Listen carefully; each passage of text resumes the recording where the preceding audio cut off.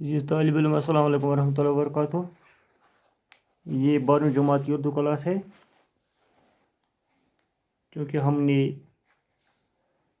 हिस्से शार की पहली 3 गज़लें पढ़ी हैं, तो आज हम इन गज़लों की जो मशक़ी सवालात होते हैं इनका मुताला करेंगे। जो मीर तकी मीर की गज़ल के सवालात हैं, सफ़ा नंबर 117 पर पहला सवाल है, गज़ल की तारीफ़ कीजिए। बुनियादी तौर पर गज़ल में इश्किया बातें बयान की जाती हैं, लेकिन आहिस्ता आहिस्ता गज़ल में मुख्तलिफ़ मज़ामीन दाखिल हुई। यानी आज की गज़ल में तकरीबन हर तरह की बातें बयान हो रही हैं। यही वजह है कि गज़ल आज उर्दू की सबसे ज़्यादा मकबूल सनफ़ सखन है, और ये लचकदार भी है, लासानी भी है। इसके बाद दूसरा सवाल,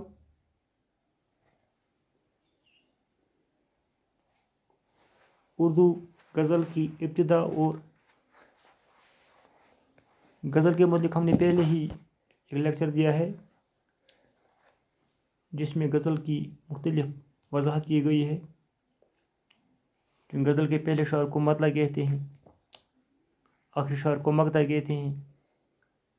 इसी तरह हुस्न मतला, ज़ेब मतला, ये मुख्तलिफ़ जो गज़ल में खुशियात पाई जाती हैं इनको बयान किया गया है। तो अब जो दूसरा सवाल है, इसमें उर्दू गज़ल की इब्तिदा व इर्तिका पर नोट लिखिए।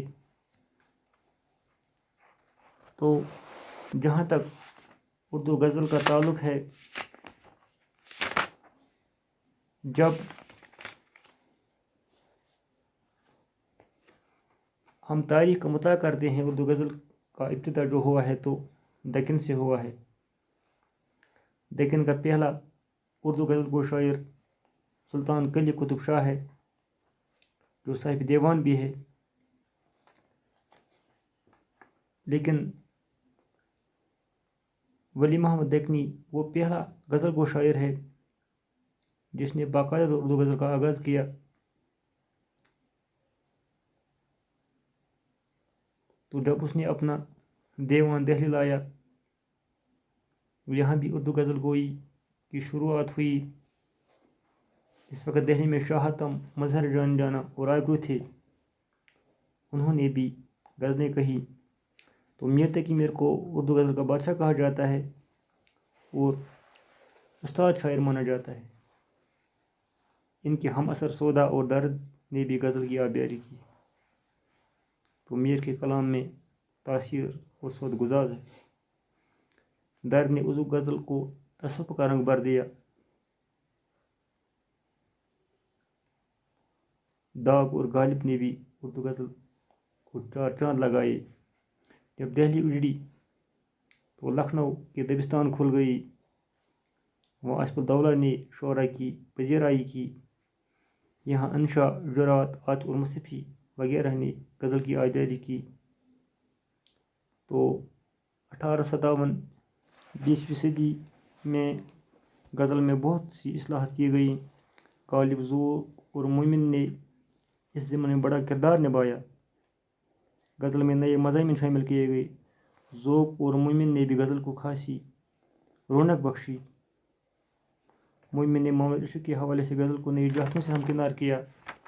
इसके बाद इकबाल, हसरत असगर, शाद, आरज़ू, फ़ानी, जिगर और यगाना ने उर्दू गज़ल को फ़रोग़ दिया। अल्लामा इकबाल ने फ़लसफ़े का रंग भर दिया।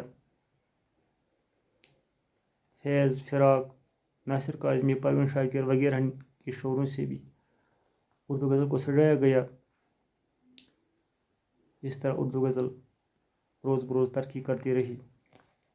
अब सवाल नंबर 3 है, दर्ज अशार की तशरीह कीजिए। पहला शार है, जिंदा में भी शोरिश न गई अपने जुनूं की, अब संग मुदावा है अब इस आशुफ्त सरी का।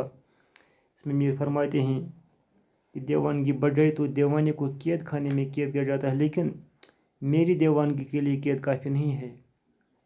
इस पागलपन का इलाज यही है पागलपन का कि पत्थर से सर टकराया जाए और ज़िंदगी का खात्मा किया जाए। دوسرا شعر زیر شمشیر ستم میر تڑپنا کیسا، سر بھی تسلیم محبت میں ہلایا نہ گیا۔ میر محبت میں اپنی بے کسی کا اظہار کرتے ہوئے فرماتے ہیں کہ ستمگر محبوب کی تلوار کے نیچے تڑپنے سے کوئی فائدہ نہیں، کیونکہ اس سے ستم سے نجات مل نہیں سکتی۔ یہاں ہر ستم صبر سے برداشت کرنا پڑتا ہے، کیونکہ اس کے سوا اور کوئی چارہ نہیں۔ اب سوال نمبر 4 ہے، تلمیح ایسی اصطلاح ہے جس میں کسی تاریخی یا نیم تاریخی واقعہ کی طرف اشارہ کیا جائے۔ یہاں ایک شعر ہے، پاس ناموں سے محبت تھا کہ فرہاد کے پاس، بے ستون سامنے سے اب اٹھایا نہ گیا۔ اس میں فرہاد کا ذکر ہے اور بے ستون پہاڑ کا ذکر ہے۔ اب اس غزل میں چند ایسے اشعار کی تلاش کرنی ہے جن میں تلمیح موجود ہو۔ تو پہلا شعر ہے،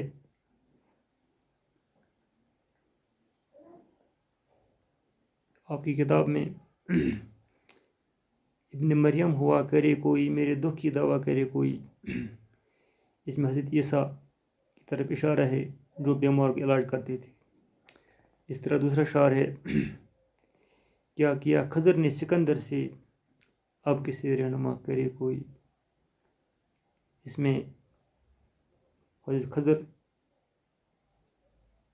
تلمیح کے طور پر استعمال کیا گیا ہے، کیونکہ اس نے آب حیات پی کر اب حیات حاصل کر لی۔ اس طرح ایک اور شعر ہے، کیا وہ نمرود کی خدائی تھی، بندگی میں میرا بلا نہ ہوا۔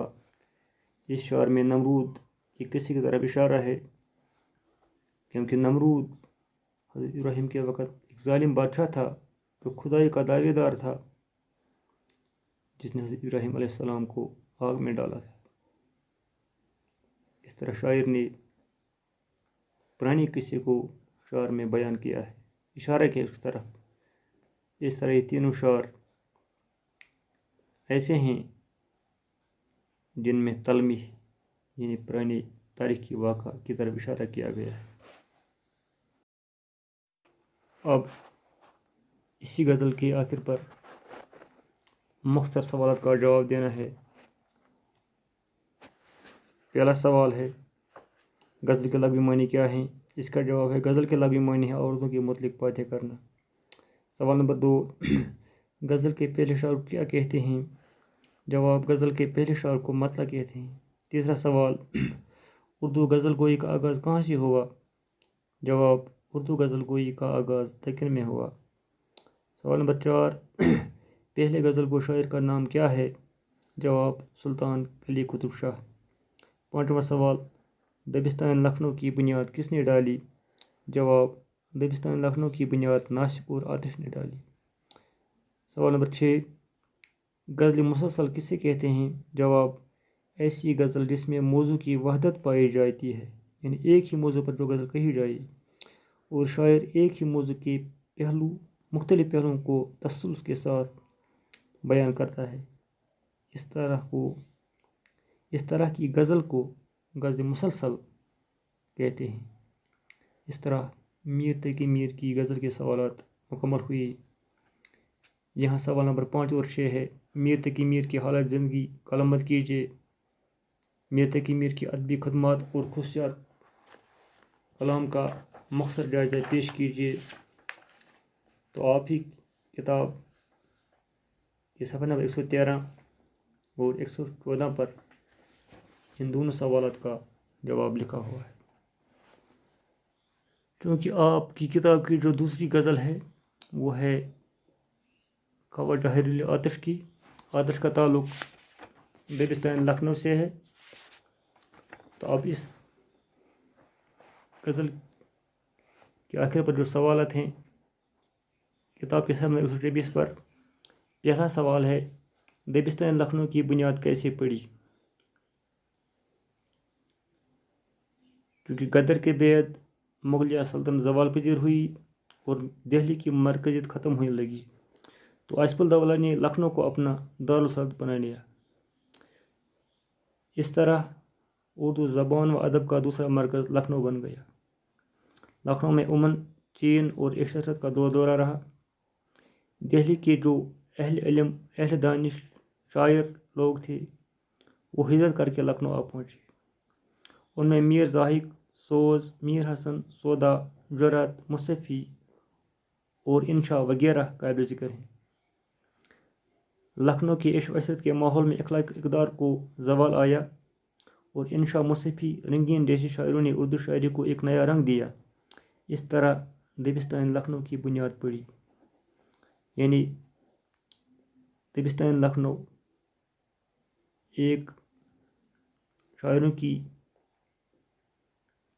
ایک ایسی جماعت ہے جنہوں نے دہلی سے ہجرت کر کے اردو غزل کو، اردو شاعری کو ایک نیا رنگ دیا، جس میں داخلیت کے بدلے خارجیت داخل ہوئی اور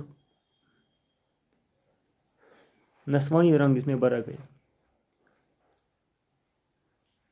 عشق و عشرت کو شاعری کو عشق و عشرت کا ذریعہ بنایا گیا۔ اس طرح دبستان لکھنؤ کی بنیاد پڑی۔ تو اس کا سوال نمبر 2 ہے، دبستان لکھنؤ کے نمائندہ شاعروں کے نام لکھیے۔ دبستان لکھنؤ کے نمائندہ شاعروں کے نام ہیں ناسک، آتش، برق، منیر اور شوق وغیرہ۔ سوال نمبر 3، دبستان لکھنؤ کی امتیازی خصوصیات کیا ہیں؟ جواب، عشق، نشاط اور بلحوثی لکھنؤ کی نمائندہ خصوصیات ہیں، یعنی نفس پرستی، عشق و عشرت، خوشی، مسرت۔ دبستان لکھنؤ کی خصوصیات ہیں، عورت کے حسن کا یہاں بے دریغ اظہار کیا گیا، یعنی عورت کے سراپا کو، حسن کو یہاں بیان کیا گیا۔ لکھنؤ کی شاعری میں عریانیت ہے۔ اس دبستان میں داخلی معاملات کے بجائے خارجی معاملات کو بیان کیا گیا۔ اب سوال نمبر 4، درج ذیل اشعار کی تصریح کیجیے۔ پہلا شعر، وصال یار کا وعدہ ہے فرد قیامت پر، یقین مجھ کو نہیں ہے غور تک امیر رسائی کا۔ اس شعر میں شاعر فرماتا ہے کہ محبوب کے ملنے کے لیے قیامت کا دن مقرر ہے، قیامت تو بہت دور ہے، مجھے محبوب کی جدائی میں قبر تک پہنچنے کی امید بھی نہیں ہے۔ مراد یہ کہ محبوب کی جدائی دن دن گزارنا مشکل ہو گیا ہے، تو ملنے کے لیے بہت دور عرصہ باقی بھی رہا ہے، اتنی لمبی عرصے تک میں انتظار کر نہیں۔ دوسرا شعر ہے، یہ کعبہ سے نہیں بے وجہ نسبت رخ یار، یہ بے سبب نہیں مردے کو قبلہ رو کر دے۔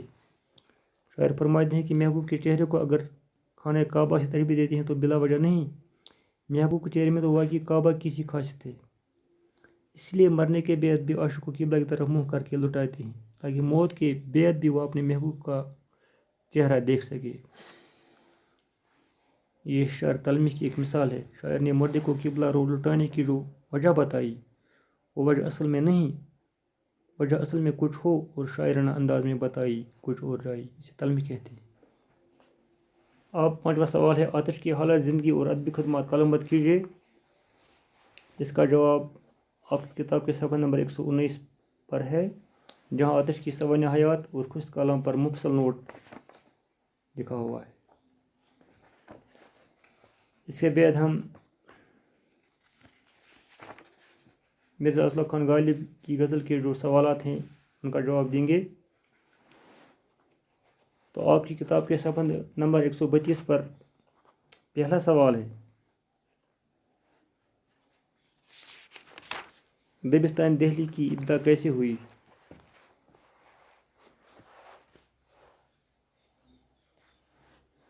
اس کا جواب ہے، ولی محمد دیکھنی 1719 عیسوی میں اپنا اردو دیوان لے کر دہلی آئے۔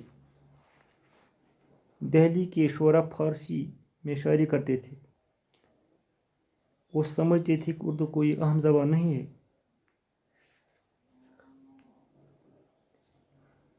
جب انہوں نے ولی کا دیوان دیکھا تو انہیں احساس ہوا کہ جب ولی نے ایک دیوان بنایا ہے اس زبان میں تو انہوں نے اردو میں شاعری شروع کی. اس طرح دبستان دہلی کا آغاز ہوا. اور دوسرا سوال ہے دبستان دہلی کی خصوصیات بیان کیجیے. جواب: دہلی کی شاعری میں تصوف سے متعلق مضامین کثرت نظر آتے ہیں، جس کی وجہ ہے کہ دہلی میں کافی لوگ صوفی تھے جو آباد یہاں تھے. دہلی کی شاعری میں تصوف کے ساتھ ساتھ عشق و عشق کا ذکر بھی جا بڑا ملتا ہے. جو پہلی خصوصیت دبستان دہلی کی شاعری کی ہے وہ تصوف ہے. دوسرا عشق و عشقی ہے، لیکن اس میں میانہ عامیانہ پن نہیں ہے. وصال کے مقابلے میں ہجر کا ذکر دہلی کے شعراء میں زیادہ ملتا ہے. یعنی انہیں وصال کی تڑپ نہیں بلکہ ہجر میں ہی تڑپنا چاہتے ہیں. خارجی معاملات عشق کے بجائے داخلی واردات کا ذکر بخت ملتا ہے. یہاں کی شاعری میں درد و غم زیادہ اور عشق نشاط کم ہے. یعنی دہلی کی جو شاعری ہے وہ دل کی شاعری ہے. اس میں سوز گزار ہے، غم ہے، دل کی داستان ہے. یہاں کی شاعری میں خیالات کو سادگی ساتھ برتا گیا ہے اور بناوٹ سے کام نہیں لیا گیا ہے. یہاں جو خیالات کا اظہار ہے وہ سادگی سے کیا گیا ہے. مناسب تشبیہات و استعارات اس دبستانی شاعری کی اہم خصوصیات ہیں.